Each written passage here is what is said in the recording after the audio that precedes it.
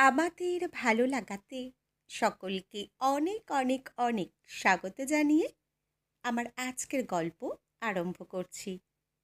আজকের গল্প উপহার। গল্পটি তাহলে শুরু করি। তিন দম্পতি নিয়েই আমাদের সংসার।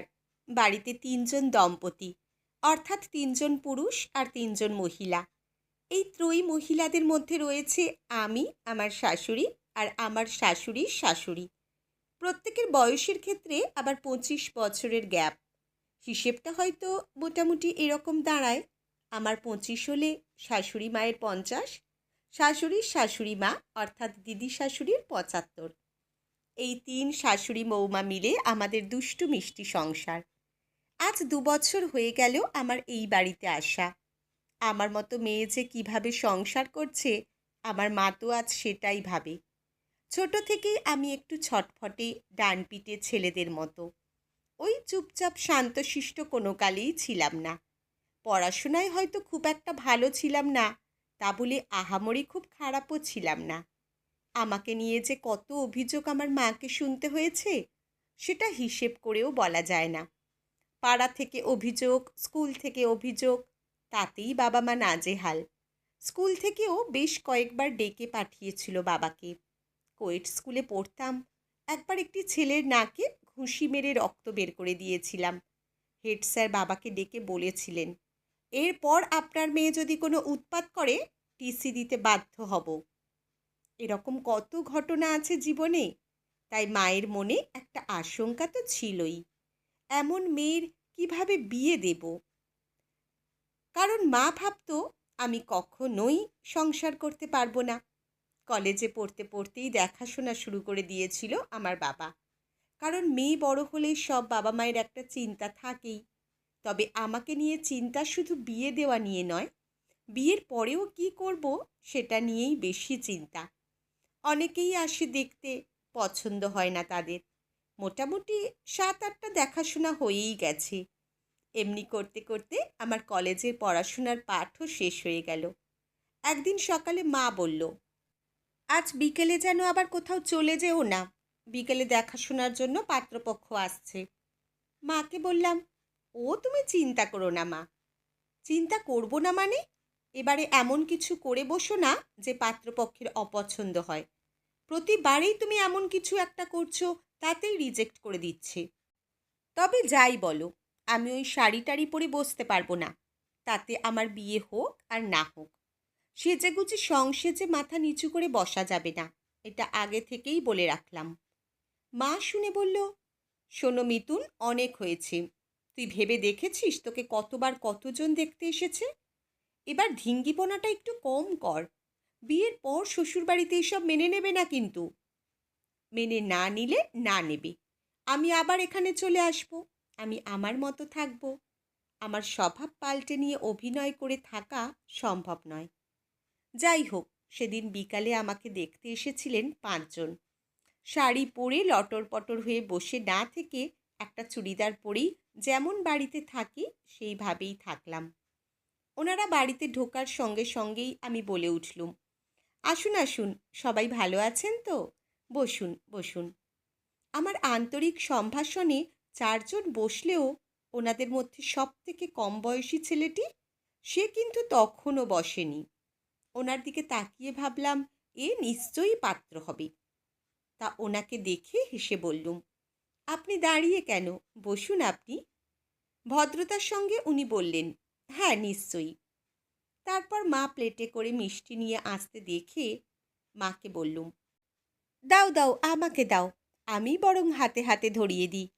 তারপর আমার বাবা পরিচয় করতে গিয়ে জানতে চাইলেন পাত্রের বাবার কাছে।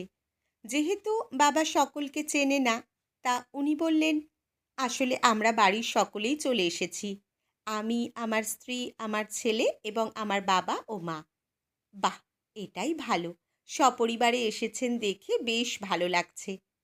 পাত্রের বাবা এদিক ওদিক তাকিয়ে নিয়ে বললেন, কিন্তু এবার যে জন্য আসা, মেয়েকে আসতে বলুন। বাবা হেসে বললেন, আরে দেখেছেন কি কাণ্ড, এই তো আমার মেয়ে। আসলে ওনারা ভেবেছিলেন পাত্রপক্ষের সামনে পাত্রী শাড়ি পরে সেজেগুজে আসবে। তো আমি নিজেই বললুম, শাড়ি পরতে হবে তার কি কোনো মানে আছে, তাই না? আমি ওসব ওই টিপিক্যাল দেখাশোনার রীতিকে পছন্দ করি না। তাতে পছন্দ হলে হবে, না হলে না হবে। আমার কথা শুনে পাত্রের ঠাকুমা সঙ্গে সঙ্গেই বলেই দিলেন, আমার বাপু দারুণ পছন্দ হয়েছে তোমাকে। আজকালকার দিনে এরকম মেয়েই তো চাই। সকলের পছন্দ হলেও পাত্রের মা বোধহয় ততটা পছন্দ করছিলেন না। এদিকে পাত্রেরও পছন্দ হয়ে গেছে, তাই এক প্রকার কথাবার্তা মিটেই ৩ মাসের মধ্যেই বিয়েটা হয়ে গেল আমার চৌধুরী বাড়িতে। বিয়ের পর এ বাড়িতে এলাম। এ বাড়িতে এসে দেখলাম সব থেকে যিনি বয়স্ক তিনি আমার দাদা শ্বশুর। হাসি খুশি মানুষ, রেলের ভালো পোস্টে চাকরি করতেন, এখন ভালো টাকা পেনশন পান। আমার শ্বশুরমশাই বিডিও সাহেব, এখনও চাকরি করেন, ভালো মানুষ এবং আমাকেও খুব ভালোবাসেন। আমার হাজব্যান্ড কেন্দ্রীয় সরকারি চাকুরে, একেবারেই শান্তশিষ্ট। আমার ঠিক বিপরীত। বাড়িতে বলাই আছে, বাড়ির মেয়েদের কোনো ঝগড়া ঝামেলার দায় বাড়ির ছেলেরা নেবে না। ঝগড়া করলে নিজেদেরই মেটাতে হবে। কেউ কারো সম্পর্কে কোনো অভিযোগ যেন তাদের কাছে নিয়ে না আসে।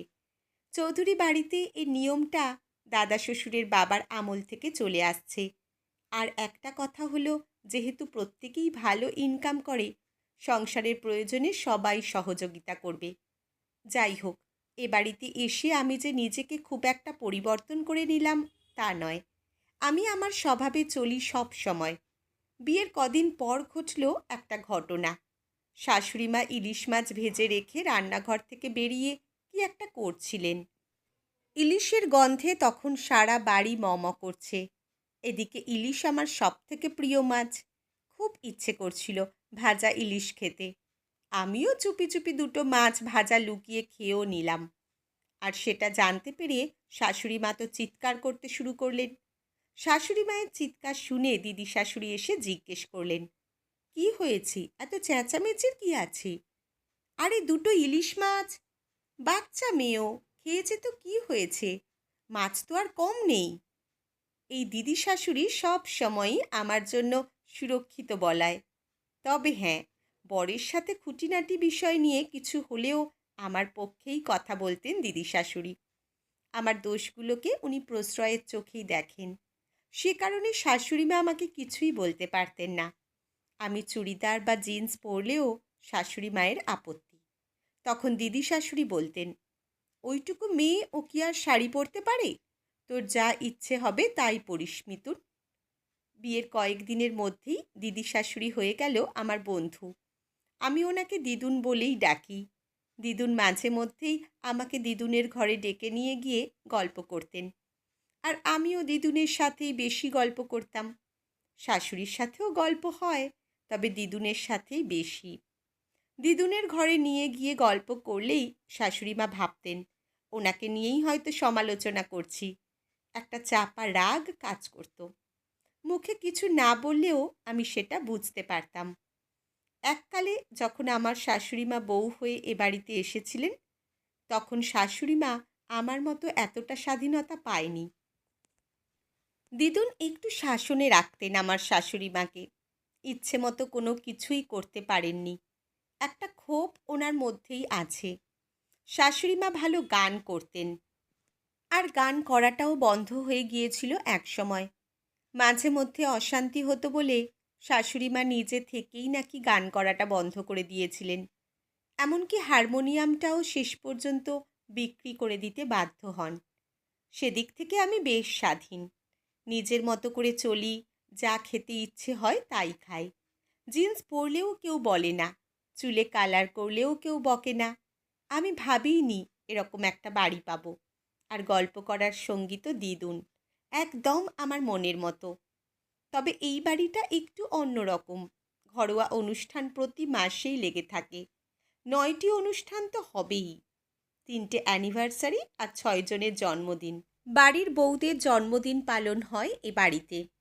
টুকরো টুকরো ঝামেলা অশান্তির মাঝে এই ছোটোখাটো অনুষ্ঠানগুলোর মাধ্যমে দুঃখের জায়গাটাকে আনন্দ দিয়ে ভরাট করে দেওয়া হয়।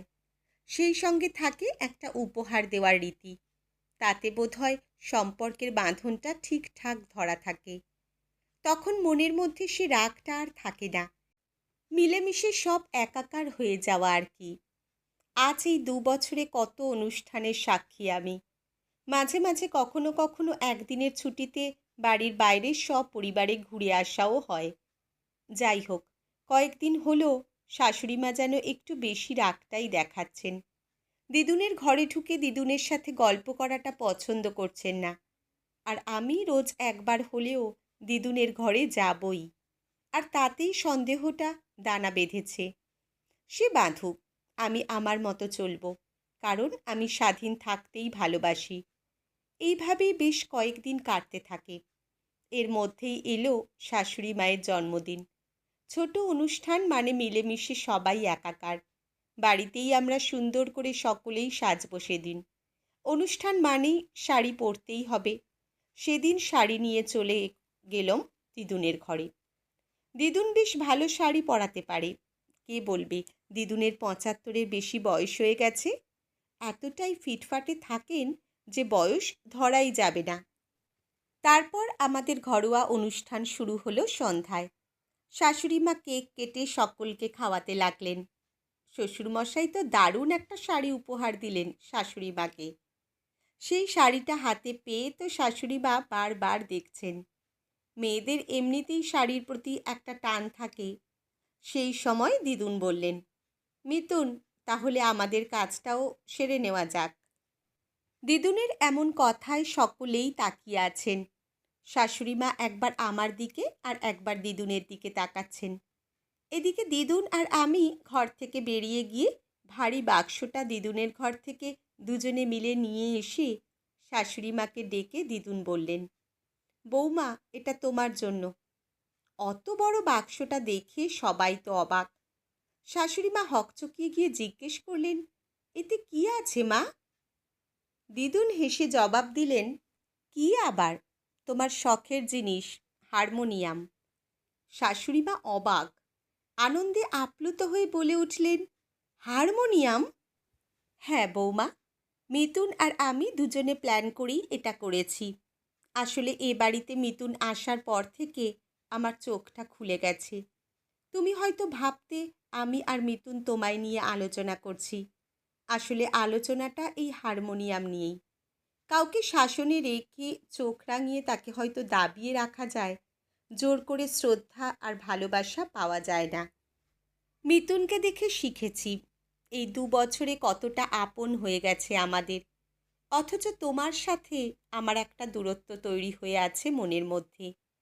আর সেই সময় তোমার সাথে আমার একটু টুকটাক ঝামেলা হতো, আর তাতেই তুমি গানটা বন্ধ করে দিয়েছিলে। আমি চাই তুমি আবার রেওয়াজ করবে। প্রতিদিন সন্ধ্যায় আমরা তিনজনে একসাথে আড্ডা দেব। তুমি আমাদের একটা করে গান শোনাবে, আর আমরা হব তোমার মুগ্ধ শ্রোতা। কথাগুলো শোনার পর করতালিতে পুরো ঘরটা যেন কেঁপে উঠল। চারিদিকে ছড়িয়ে পড়ল এক রাশ খুশির বন্যা। আমার শ্বশুরমশাই পাশ থেকে বলে উঠলেন, সব কিছুই যখন রেডি, তখন আজকের এমন শুভ দিনেই হয়ে যাক এমন উপহারের শুভ সূচনা। শাশুড়িমা গান ধরলেন, ভালোবেসে সখী নিভৃত যতনে আমার নামটি লিখো তোমার মনেরও মন্দিরে। আজকের গল্প এখানেই সমাপ্ত। কলমে সরজিৎ ঘোষ, পাঠে জয়তী। ধন্যবাদ।